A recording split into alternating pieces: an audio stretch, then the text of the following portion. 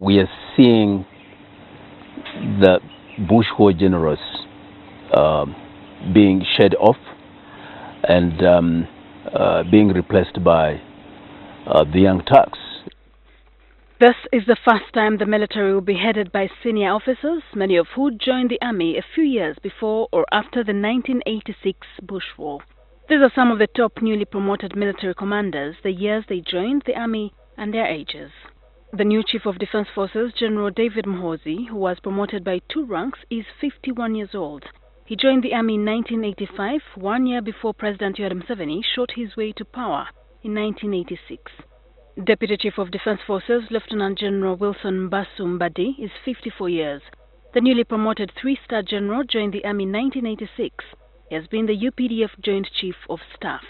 New Commander of the Air Force, Major General Charles Rutaya, joined the army in 1987. He is 50 years. General David Muhoozi's successor as Commander of the Land Forces, Major General Peter Elwelo, is 50 years old. He joined the army in 1986. The youngest of the newly promoted officers is 43 years old, Colonel Don Williams Nabasa, who joined the army in 1998. He was appointed acting commander of the Special Forces Command. It has been long overdue. You clearly see that Museveni has progressively been retiring the older people to allow younger people to take positions of command. As you realize, a person like Katumba Mala joined the NRM struggle in about, I think, 1979.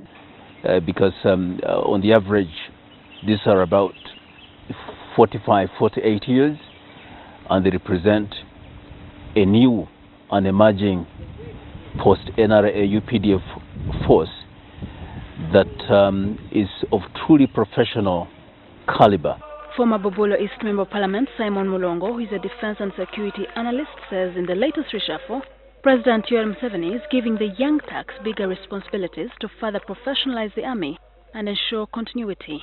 For institutional purposes and building capacity for national interest, and also in terms of geopolitics, to reposition Uganda to be really a country that can be seen to be a key player, not just nationally but regionally. Now, if you are to attain that, one has to forego certain interests, like you referred to, the issue of comradeship, the issue of personal tendencies, preferences, other than professionalism. You can clearly see UPDF is coming of age. It is becoming more professional, less partisan. The intellectuals are in charge. There was a time under Kazini when the lumpen militariat took control of the army. Many of the relatively young senior officers occupying top army positions have risen through the ranks, mainly in the elite former Presidential Guard Brigade, which later morphed into the Special Forces Command. For many years, Wilson Mbadi, who is now a Lieutenant General, was President Yoweri Museveni's aide-de-camp, or ADC.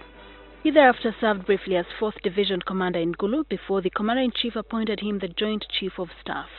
The general assumption is that these young Turks will provide unreserved loyalty to the President at a time when his political base appears tested by dissent and narrowing, with some of his old Bush war comrades going low or joining the opposition.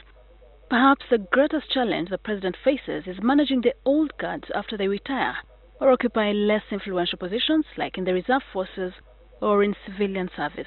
The President has been very, very cautious about this. One, holding on to some officers or general officers, not to just retire anyhow, but also he has been offsetting that by soft landing mechanisms, that after you serve here, you can actually go to some other offices in executive arm of government, and now he has created other peacetime operation activities. These are operations other than war, like Operation Wealth Creation.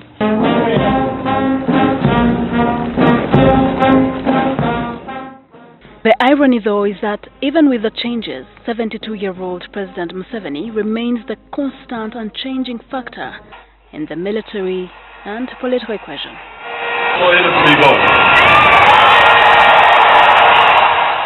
Shilan Rochari, NTV.